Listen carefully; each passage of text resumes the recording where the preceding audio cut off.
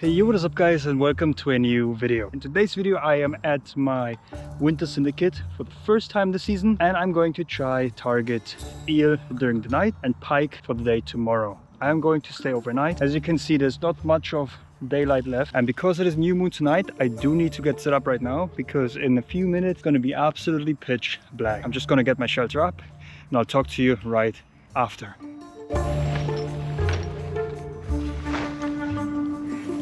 Alright guys, my shelter is up, as you can see, or maybe not because it's quite dark. And yeah, I think my GoPro light died. Oh man. Yeah, I do have to use my head torch right now because my GoPro light died already. I don't think it was very good charged. I do have a power bank, so I'm going to charge that so there's some proper light for a bit later on. But yeah, the plan is now to get my rigs ready and the rods in soon. The thing is, because it does get dark quite early in the winter, I don't really have a time rush because it's only like 5 p.m. or half 5 or something like that, you know. I can take my time really if I want to. I mean, eel notoriously aren't really, like, they get more active throughout the night, like the further you go on. But yeah, I am gonna get my rigs ready, my battery, not my battery, but yeah, I am gonna get my rigs ready, my GoPro light charged, and I'll see you soon. Okay, GoPro light is charging, and I think now it's time to get these rods set up. So first rig, I basically got a very heavy braid because those rods I use for both eel and pike fishing. Then I have a ledger boom here, which I attach a lead. I think this is 2 ounce, maybe 2.5 ounce. And then I have a hook length here with a quick stop. So the bait I'm going to use for this rod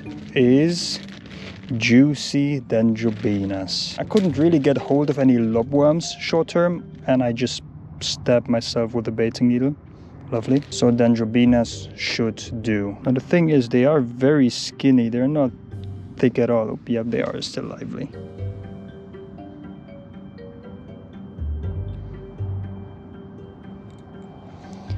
Okay, I probably need a few of them because they are...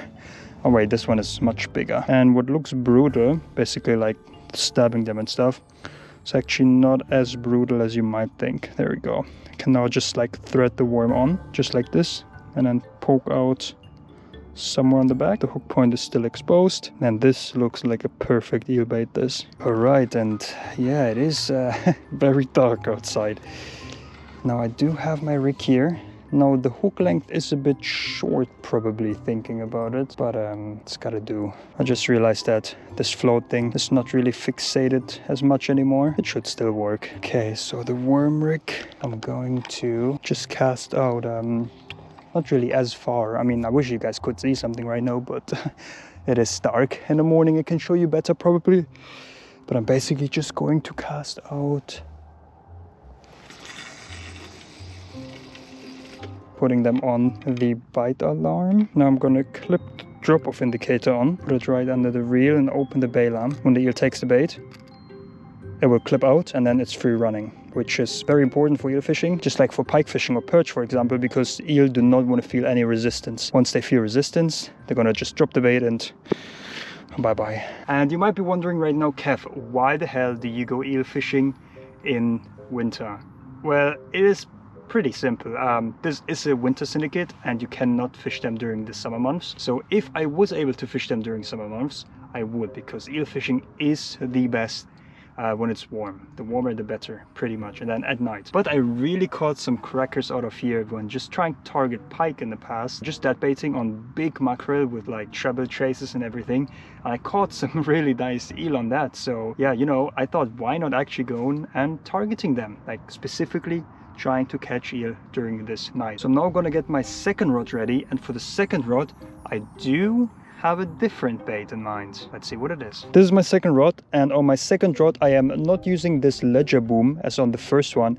I am using a double running ring. The big advantage to using 2 running rings like this is that you don't have to bother redoing everything. So basically I put 2 of them on by accident a while ago, and I never really bothered to retie everything. And for my hook length on this one, I am using some coated braid that I would usually use for carp fishing with a size 4 carp hook. All hooks I'm using are not barbed, just because should the eel swallow the hook, and this does happen quite often, they will just be able to get rid of the hook eventually, because eel are fantastic at getting rid of hooks. So whenever you have a deep hooked eel, just cut the hook length off as tight as possible and just let the eel go again, and 9 out of 10 times the eel will spit the hook. They're fantastic at doing this. Don't ask me how, they just are. And you may have seen already a mackerel. Now obviously I'm not going to hook the whole mackerel on. I am going to get small pieces. The reason to why I am trying mackerel is because, like I said earlier, I have caught decent eel on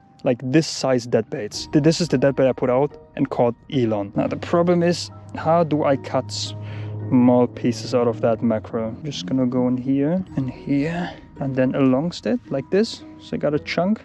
That's not too bad. Once I put some bait elastic around it, it should tighten up a little bit. Yeah, I've never really used like fish pieces for anything, you know. Use some bait elastic over here. Used often in sea fishing to attach your bait or to make it like last long on your hook. I'm just gonna go around it. Now if this looks like a big bait, do not worry. Like these eel here, they go after way bigger stuff than that. From experience, I can promise you that. That's a nice bait, isn't it? The hook is showing out here. You have a hook hold, sharp hook, just overall a nice bait. I mean, as an eel, can you resist that? I couldn't.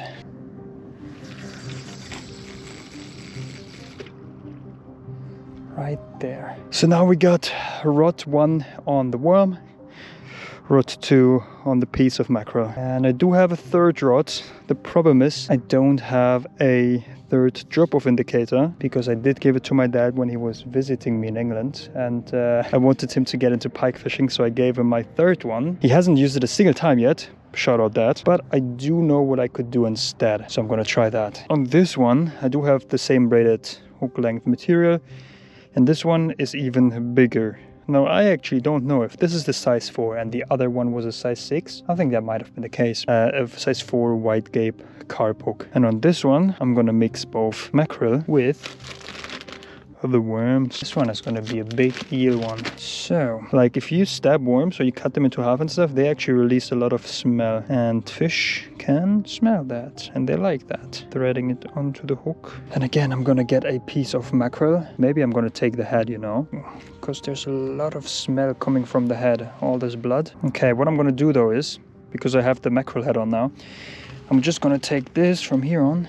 and I'm just gonna thread a couple dendrobinas on. Now this, my guys, is a big fish bait. A mackerel with a really nice with a nice gudgy. Now I don't know if that's gonna work, but hey, we're here to test. It's the third rod. The third rod is always a tester. Just hope I won't get a pike or something on that, because with that size,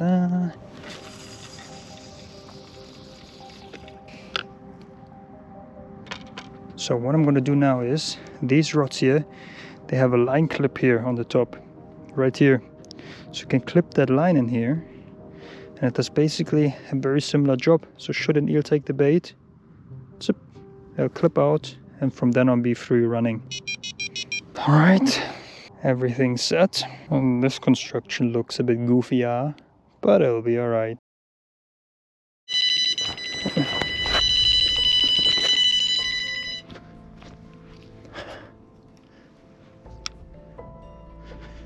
Yeah, something's pulling line.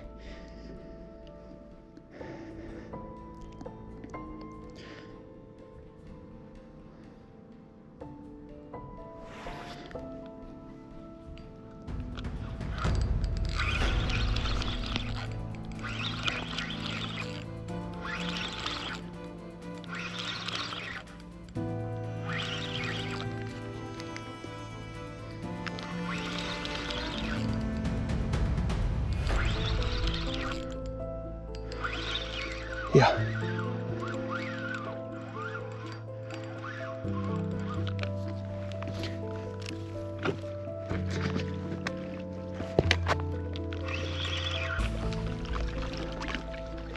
It's in here.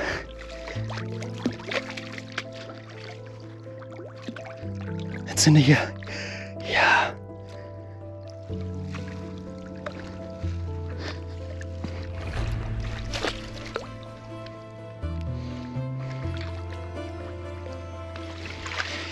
Oh my god. Guys, we did it. Oh my god, I was in a deep sleep. And it just woke me up from my sleep like out of nowhere. I was still half asleep, so that's why I didn't talk. Oh my god. An eel. It's not a bad size eel either. It's like, oh my god, wait, is there a hole in the net?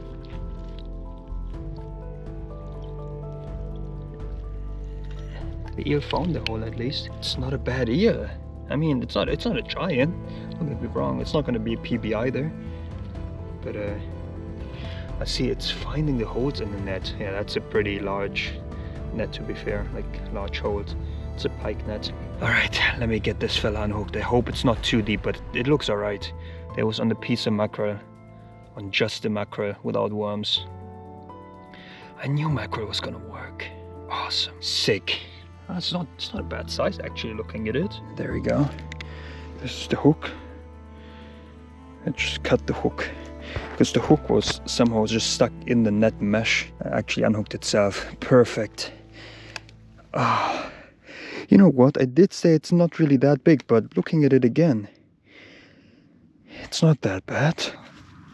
1 pound and 7 ounces. Now, it is not the biggest eel, like I said, but it is a very good start. And to be honest, I'm just glad I'm not blanking, because I already had a feeling that today might be not so great. But yeah, just catching is absolutely amazing, and it is quite it's not a bad eel. Like, I mean, I'm sure many people would absolutely love catching an eel like this, and it is behaving quite a bit right now. All right, gave it a quick check. 72 centimeters.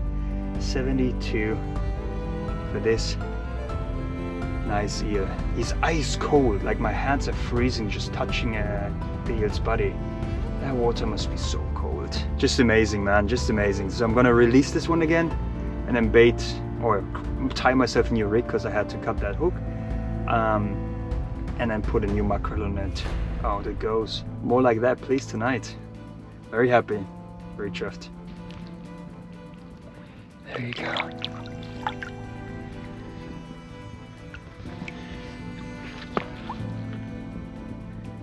And there it goes.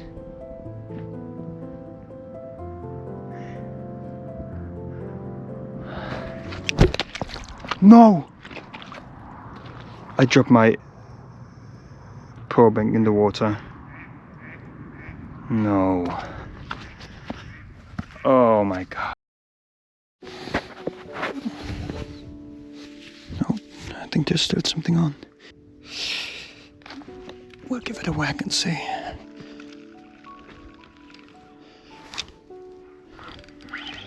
No, nothing.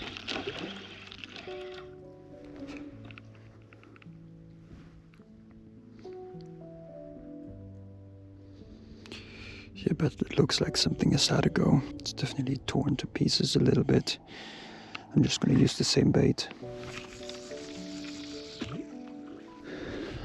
Maybe should have waited longer, but I don't want to wait too long in case I depoke them or something.